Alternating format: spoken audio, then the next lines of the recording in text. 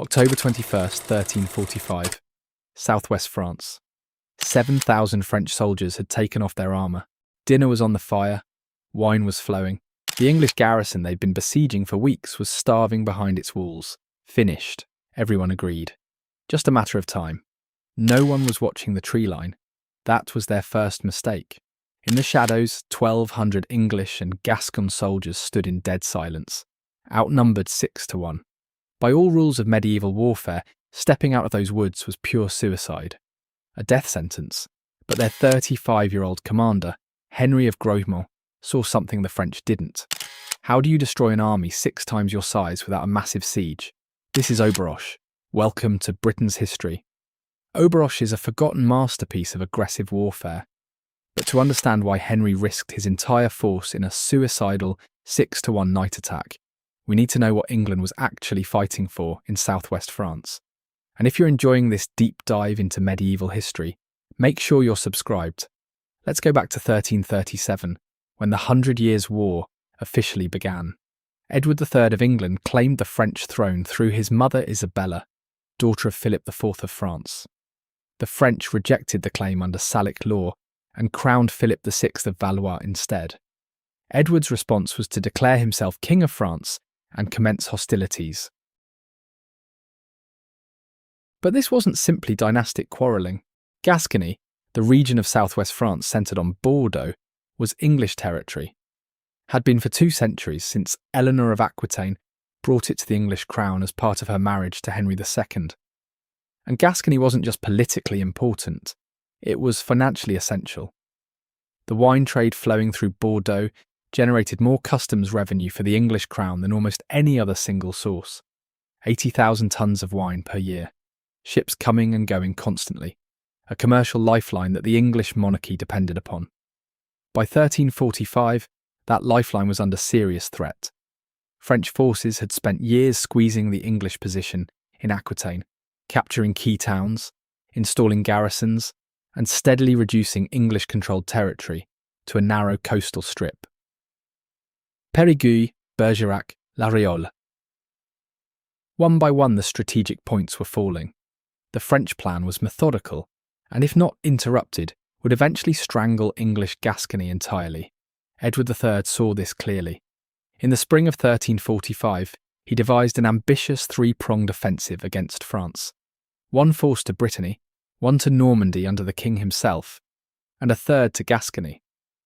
For Gascony, Edward chose his cousin Henry of Grosmont, Earl of Derby, and gave him sweeping powers as king's lieutenant. The instruction Edward gave Henry was memorable in its simplicity. If war comes, do the best you can. Henry proceeded to do exactly that. He was 35 years old in 1345, and already one of the most experienced soldiers in England. He had fought in Scotland, witnessed the catastrophic failures of poorly organised campaigns, and drawn the correct lessons. He had no patience for the slow, grinding siege warfare that characterised so much of medieval campaigning. Instead, Henry believed in speed. Strike before the enemy can concentrate, keep moving, give them no time to prepare. He was also unusually for a nobleman of his era, an intellectual. In later life he would write a devotional text, Le Livre de Saints Médecins, remarkable for its self-examination and honesty. He admitted his own vanity, his love of fine clothes and good food, his pride. The same analytical mind that interrogated his own character was what made him so formidable on the battlefield. He studied situations. He understood what the numbers actually meant. Think about what Henry was working with in August 1345.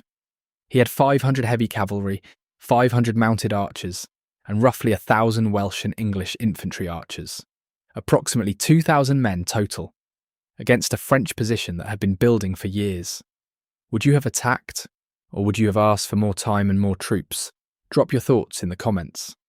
Henry attacked. He crossed from England in August 1345 and moved immediately, with characteristic speed, against Bergerac, the key French logistical centre on the Dordogne. The speed itself was the weapon. French forces hadn't expected an assault so soon. English archers deployed on a sandbank in the river and poured arrows into French troops attempting to cross. Heavy cavalry charged the bridge. Bergerac fell in a single day. The ransoms alone from Bergerac were staggering, more than enough to fund the remainder of the campaign. Henry had also secured a forward base from which to operate deeper into Gascony. He pushed north toward Périgueux, threatening the French position in Périgord, then withdrew when French forces began to concentrate. It was a deliberate move. He wanted them to chase him. The French took the bait. Believing Henry was retreating, the Counts of Périgord and Comminges, commanding a combined force of around 7,000 men, turned their attention to what seemed like a softer target. Auberoche Castle, on a rocky outcrop above the Auvergne River, was held by a small English garrison of perhaps 200 men. The French settled in to besiege it. The garrison at Auberoche sent out messages. They were surrounded, their supplies were running low, and they needed relief. The stories surrounding these messages have become legendary. Jean Froissart's chronicles describe a messenger being captured by the French, who then tied the relief letters around his neck and catapulted him back into the castle. A grim piece of theatre designed to break the garrison's will. Modern historians are sceptical about this detail, but the underlying reality is clear. The garrison at Auberoche was in serious difficulty, and time was running short. One message got through.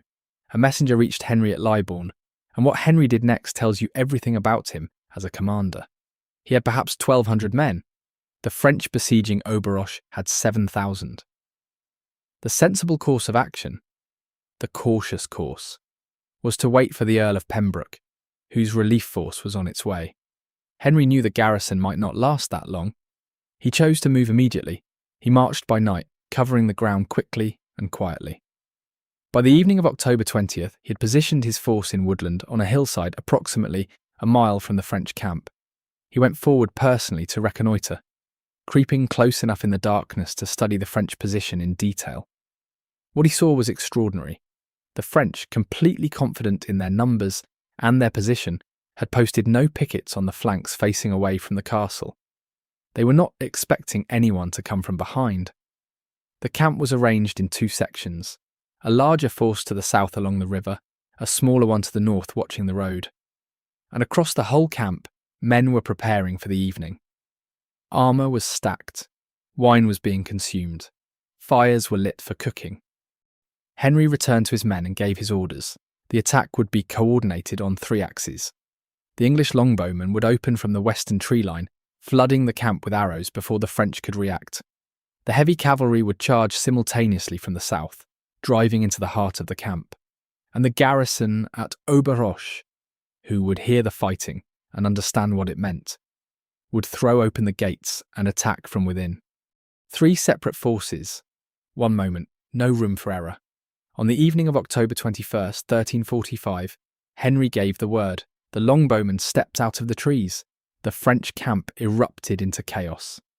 The English longbow is often described in military histories as the equivalent of the machine gun, and at Auberoche the comparison holds. A trained English archer could loose 10 to 12 aimed arrows per minute at ranges up to 300 yards. Against a camp of men without armour, milling in confusion and lit by their own cooking fires, the effect was devastating. Adam Muramuth, a contemporary chronicler, records that the arrow storm in the first minutes alone put over 1,000 Frenchmen out of action. While the arrows were still falling, Henry led his cavalry in. Derby Guienne. The English knights drove through the southern camp at full gallop, crashing through dining tables and cook fires, cutting down men who had not yet understood what was happening. The French commanders, Louis of Poitiers, Bertrand de l'Isle-Jourdain, tried to rally their troops. In the darkness and smoke and sudden carnage, it was impossible. Then the castle gates opened. Frank van Halen, the garrison commander, heard the battle and acted without hesitation. Every mounted man he had came thundering out, hitting the French from behind. The pincer was complete. The French camp was now being attacked from 3 directions simultaneously, by enemies emerging from darkness in a camp that had made no defensive preparations whatsoever. It was not a battle, it was a rout.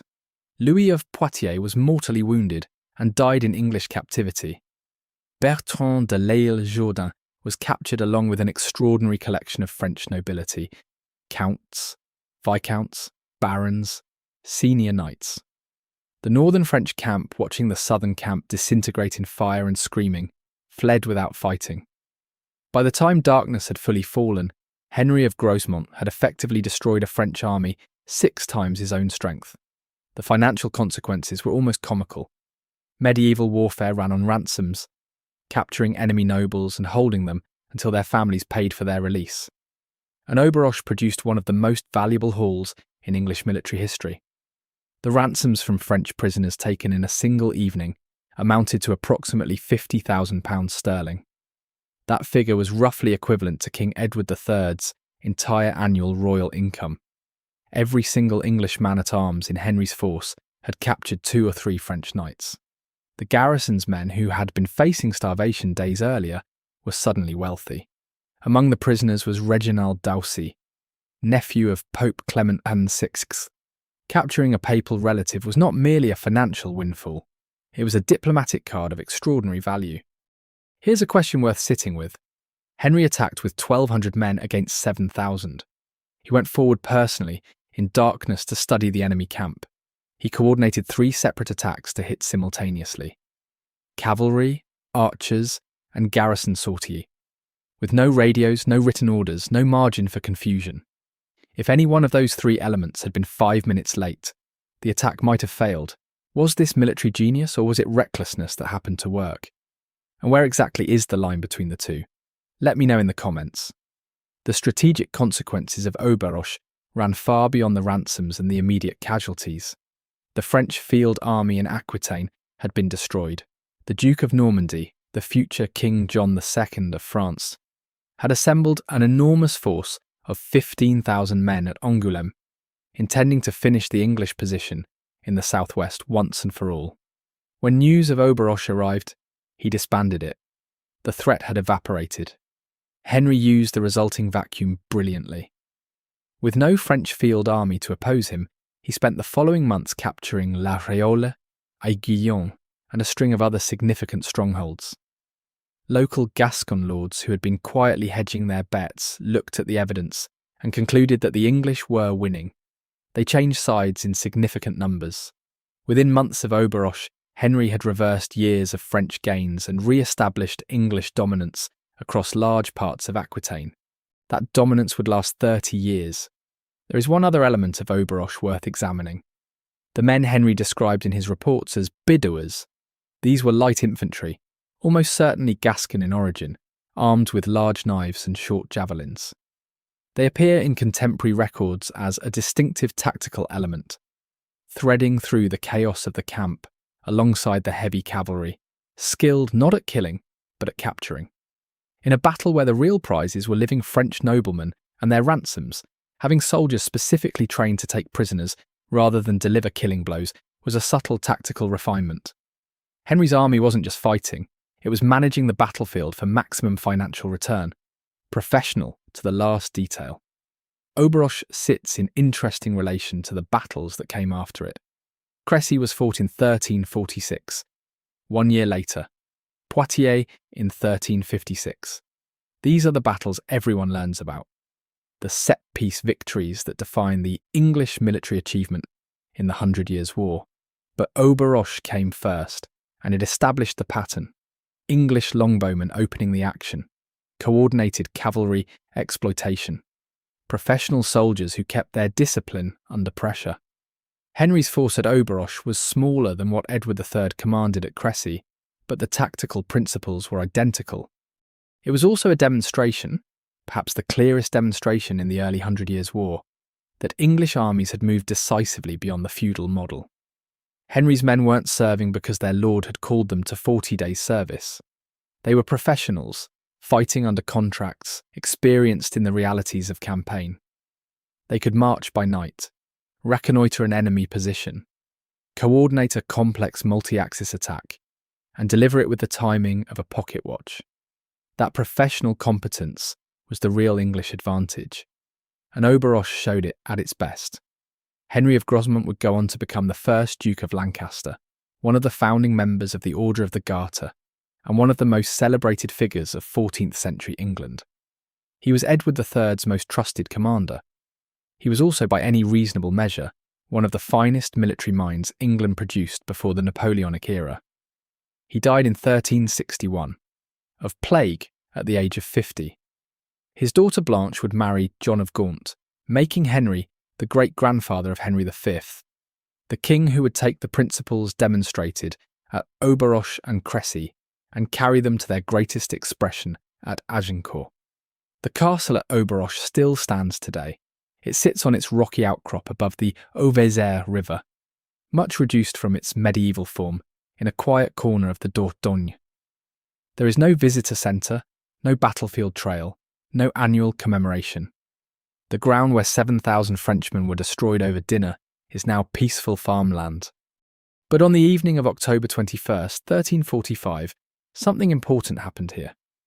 A commander with 1,200 men looked at an army 6 times his size and decided that the best response to impossible odds was to attack immediately, coordinate perfectly, and trust his soldiers to do their jobs. He was right. They did. And the consequences shaped English military power in France for a generation. That is what Auberoche was. Not a footnote, not a prologue to Crécy, a battle that deserved to be understood on its own terms, as a masterpiece of medieval command.